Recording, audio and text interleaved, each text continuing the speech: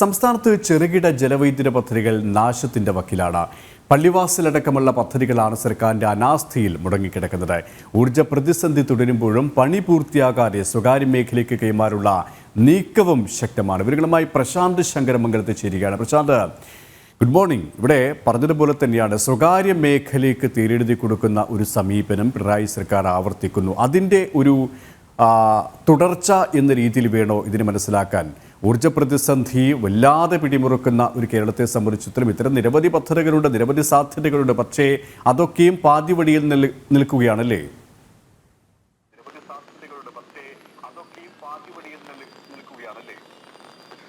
സംസ്ഥാനത്തിന്റെ ഊർജ്ജ പ്രതിസന്ധിയെ പരിഹരിക്കാൻ കഴിയാവുന്ന തരത്തിലുള്ള നിരവധി ചെറുകിട ജലവൈദ്യുത പദ്ധതികൾ നമുക്ക് ഈ സംസ്ഥാനത്തുണ്ട്. എന്നാൽ കഴിഞ്ഞ 17 വർഷക്കാലമായി ഇതിൽ പലതും മുടങ്ങിക്കിടക്കുന്ന ഒരു സാഹചര്യമാണ് നിലവിലുള്ളത്.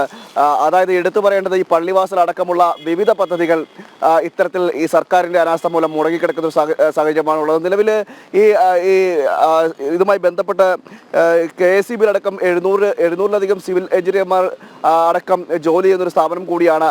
അവിടെയാണ് ഇത്തരത്തിലൊരു പ്രതിസന്ധി രൂക്ഷമായിരിക്കുന്നത്. സർക്കാരിൻ്റെ ഭാഗത്ത് നിന്ന് കടുത്ത അനാസ്ഥയാണ് ഇതിനകത്ത് ഉണ്ടായിരിക്കുന്നത് എന്നാണ് വ്യാപകമായിട്ട് ഉയർന്ന വിമർശനങ്ങൾ. അതായത് കഴിഞ്ഞ ഈ കാലയളവിൽ ഇത്രയധികം ഉദ്യോഗസ്ഥരുമായി ഉള്ള ഒരു ഉദ്യോഗസ്ഥർ ജോലി ചെയ്യുന്ന സ്ഥലത്താണ്. അതിൽ ആകെ ഉൽപ്പാദിപ്പിക്കാൻ കഴിഞ്ഞത് 700 മെഗാവാട്ടിന്റെ വൈദ്യുതി മാത്രമാണ് ഉൽപ്പാദിപ്പിക്കാൻ കഴിഞ്ഞതെന്നാണ് വിമർശനങ്ങൾ ഉയരുന്നത്. നിരവധി പദ്ധതികൾ ഇതുമായി ബന്ധപ്പെട്ട് ചെറുകിട ജലവൈദ്യുതി പദ്ധതികൾ നിരവധിയാണ് ഇത്തരത്തിൽ സംസ്ഥാനത്തുള്ളത്. എന്നാൽ അതിന് അനുബന്ധമായിട്ട് അതിന്റെ നിർമ്മാണ പ്രവൃത്തികൾ അടക്കം പലതും ഇപ്പോൾ മുടങ്ങിക്കിടക്കുന്ന സാഹചര്യമാണുള്ളത്. പല നിർമ്മാണ പ്രവൃത്തികളും നവീകരിക്കുവാനോ അല്ലെങ്കിൽ ആ പദ്ധതിയുമായിട്ട് മുന്നോട്ട് പോകുവാനോ ഒന്നും സർക്കാർ തയ്യാറാകുന്നില്ല എന്നുള്ള വിമർശനങ്ങളും വ്യാപകമായി ഉയരുന്ന സാഹചര്യം ഉണ്ടായിട്ടുണ്ട്. ഈ ഒരു സാഹചര്യത്തിലാണ് ഇത്തരത്തിൽ ഈ പദ്ധതികൾ, അതായത് കേരളം പുറത്തുനിന്ന് വൈദ്യുതി അടക്കം വാങ്ങുന്ന നിലയിലേക്ക് സാഹചര്യങ്ങൾ എത്തുന്ന സാഹചര്യമുണ്ട്. മാത്രമല്ല പല സംസ്ഥാനങ്ങളെ ഇത്തരത്തിൽ വൈദ്യുതിക്കായി ആശ്രയിക്കുന്ന ഒരു സാഹചര്യമുണ്ട്. ആ സാഹചര്യത്തിലാണ് നിലവിൽ നമ്മുടേതായ ഈ ചെറുകിട വൈദ്യുതികൾ കേരളത്തിന് ഉപകാരപ്രദമാകുന്ന തരത്തിലുള്ള ഈ ചെറുകിട ജലവൈദ്യുത പദ്ധതികളെ അതിനെ വേണ്ടവണ്ണം സംസ്ഥാന സർക്കാർ ഉപയോഗിക്കുന്നില്ല എന്ന തരത്തിലുള്ള വിമർശനങ്ങൾ ഉയരുന്നത്. അതായത് നിലവിൽ ഈ 17 വർഷത്തോളമായിട്ട് ഇത്തരത്തിലുള്ള വിവിധ പദ്ധതികൾ പള്ളിവാസൽ അടക്കമുള്ള പദ്ധതികൾ മുടങ്ങിക്കിടക്കുന്ന ഒരു സാഹചര്യമാണുള്ളത്. അതിനെ നവീകരിക്കുവാനോ അല്ലെങ്കിൽ ആ പദ്ധതിയുമായി മുന്നോട്ട് പോകുവാനോ പദ്ധതിയിൽ നിന്നും വൈദ്യുതി ഉൽപ്പാദിപ്പിക്കുവാനോ ഒന്നും സംസ്ഥാന സർക്കാർ തയ്യാറാകുന്നില്ല എന്നുള്ള അടക്കമുള്ള വിവരങ്ങളാണ് ഇപ്പോൾ പുറത്തു വരുന്നത്.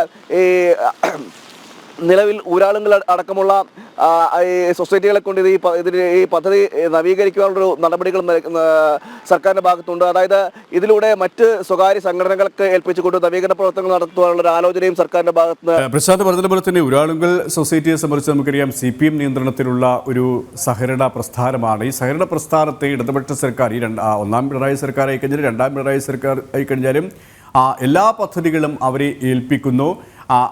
അതുമായി ബന്ധപ്പെട്ട വലിയ വിമർശനങ്ങൾ ഉണ്ടാവുകയും ചെയ്യുന്നു. ഈ ഊരാളുങ്കൽ സൊസൈറ്റിയെ സംബന്ധിച്ച് ഒരു വൻകിട പ്രസ്ഥാനമായി ഈ പിണറായി സർക്കാരിൻ്റെ കാലത്ത് മാറിക്കഴിഞ്ഞു. അവരെ സഹായിക്കാനുള്ള നീക്കം നടക്കുന്നു. അവരെ സഹായിക്കാനുള്ള രീതിയിൽ പല പദ്ധതികളുടെ നിർമ്മാണ പ്രവർത്തനങ്ങളും നവീകരണ പ്രവർത്തനങ്ങളും അവർക്ക് നൽകുന്നു. അത്തരത്തിലുള്ള വിമർശനങ്ങൾ ഈ വൈദ്യുത പദ്ധതികളിൽ കൂടി നമുക്ക് ഉൾപ്പെടുത്താൻ സാധിക്കും. അങ്ങനെ നിരവധി പദ്ധതികളാണ് നവീകരണത്തിൻ്റെ പേരിൽ അല്ലെങ്കിൽ പദ്ധതി നിർവഹണത്തിൻ്റെ പേരിൽ ഇവർക്ക് നൽകുന്നത്. പക്ഷേ അതുപോലും പാതി വഴി നിൽക്കുകയാണ്. കൃത്യമായ അഴിമതി തന്നെയാണ് ഇവിടെ നടക്കുന്നത് എന്ന് വേണം മനസ്സിലാക്കാൻ. അത്തരത്തിലുള്ള വിമർശനങ്ങൾ തന്നെയാണ് ഉയരുന്നത്.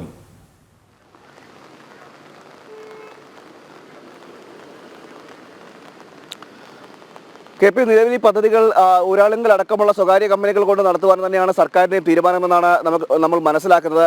അതായത് ഇത്തരത്തിൽ സ്വകാര്യ കമ്പനികളെ ഏൽപ്പിച്ചുകൊണ്ട് 500 വാട്ടിൽ അധിക യൂണിറ്റ് വൈദ്യുതി ഉൽപ്പാദിപ്പിക്കാമെന്നൊരു നിഗമനത്തിലാണ് സർക്കാർ നിൽക്കുന്നത്. സ്വകാര്യ കമ്പനി എന്ന് നമുക്കറിയാം. ഊരാളുങ്കലിനെ പറ്റി കേരള സമൂഹത്തോട് പറയേണ്ട ആവശ്യമില്ല. അത്തരത്തിലുള്ള സംഘടനകളെയാണ് ഇപ്പോൾ സർക്കാർ ആശ്രയിക്കാൻ ശ്രമിക്കുന്നത് എന്നാണ് നമുക്ക് മനസ്സിലാക്കാൻ കഴിയുന്നത്. അങ്ങനെ 500 അധിക യൂണിറ്റ് വൈദ്യുതി ഉൽപ്പാദിപ്പിക്കാൻ കഴിയും എന്നാണ് ഇപ്പോൾ സർക്കാർ ഇതുമായി ഉദ്ദേശിക്കുന്നത്. എന്തായാലും ഇതുമായി മുന്നോട്ട് പോകാൻ തന്നെയാണ് തീരുമാനമെന്നാണ് നമുക്ക് മനസ്സിലാക്കാൻ കഴിയുന്നത്. ഈ ചെറുകിട വൈദ്യുത പദ്ധതികളെല്ലാം നാശത്തിന്റെ വക്കിലാണെന്ന് നമുക്ക് നേരത്തെ തന്നെ അറിയാം. ഇതിനെ ആ പദ്ധതികളുമായി മുന്നോട്ട് പോകുവാനാണ് സർക്കാർ തീരുമാനമെന്നും മനസ്സിലാക്കുന്നുണ്ട്. അതായത് ഇത്തരത്തിൽ സർക്കാരിന് നേരിട്ട് നടപ്പിലാക്കേണ്ട അല്ലെങ്കിൽ ചെയ്യാൻ കഴിയാവുന്നത് നടപ്പിലാക്കാതെ മറ്റ് സ്വകാര്യ കമ്പനികൾക്ക് വിട്ടു നൽകിക്കൊണ്ടുള്ള ഒരു നടപടിയിലേക്കാണ് പോകുന്നതെന്നും മനസ്സിലാക്കാൻ കഴിയുന്നുണ്ട്. എന്തായാലും സംസ്ഥാന സർക്കാരിന്റെ അല്ലെങ്കിൽ കേരളത്തിന്റെ ഊർജ്ജ പ്രതിസന്ധിക്ക് ഒരു വലിയ പരിധിവരെ സമാധാനം കണ്ട കണ്ടെത്തുവാൻ അല്ലെങ്കിൽ പരിഹാരം കണ്ടെത്തുവാൻ കഴിയുന്ന തരത്തിലുള്ള വിവിധ ജലവൈദ്യുത പദ്ധതികൾ എടുത്തു പറയേണ്ടത് പള്ളിവാസൽ തന്നെയാണ്. പള്ളിവാസൽ അടക്കമുള്ള ജലവൈദ്യുത പദ്ധതികൾ നിലനിൽക്കുകയാണ്. നമ്മൾ മറ്റ് സംസ്ഥാനങ്ങളെ ആശ്രയിക്കുന്നത് എന്നതും ഈ ഒരു സാഹചര്യത്തിലാണ് ഇതിന്റെ നിർമ്മാണ പ്രവർത്തനങ്ങളോ അല്ലെങ്കിൽ നവീകരണ പ്രവർത്തനങ്ങളോ നടത്തിക്കൊണ്ട് ഇത് കേരള ജനതയ്ക്ക് ഉപകാരപ്രദമാകുന്ന രീതിയിലേക്ക് പോകാതെ അതിൽ നിന്ന് നാശത്തിലെ വക്കിലേക്ക് തള്ളിവിടുകയും അത് പിന്നീട് സ്വകാര്യ കമ്പനികളെ ഏൽപ്പിക്കുന്ന രീതിയിലേക്ക് സംസ്ഥാന സർക്കാർ നീങ്ങുകയും ചെയ്യുന്നത് ഈ ഒരു സാഹചര്യത്തിലാണ്. KP, സംസ്ഥാനത്ത് ചെറുകിട ജലവൈദ്യുത പദ്ധതികളാണ് നാശത്തിന്റെ വക്കിലുള്ളത്. പള്ളിവാസലടക്കമുള്ള നിരവധി പദ്ധതികളാണ് സർക്കാരിന്റെ അനാസ്ഥയിൽ പാതി വഴിയിൽ മുടങ്ങിക്കിടക്കുന്നത്. പ്രശാന്ത് ശങ്കരമംഗലത്താണ് തിരുവനന്തപുരത്ത് നിന്നും വിശദാംശങ്ങൾ നൽകിയത്.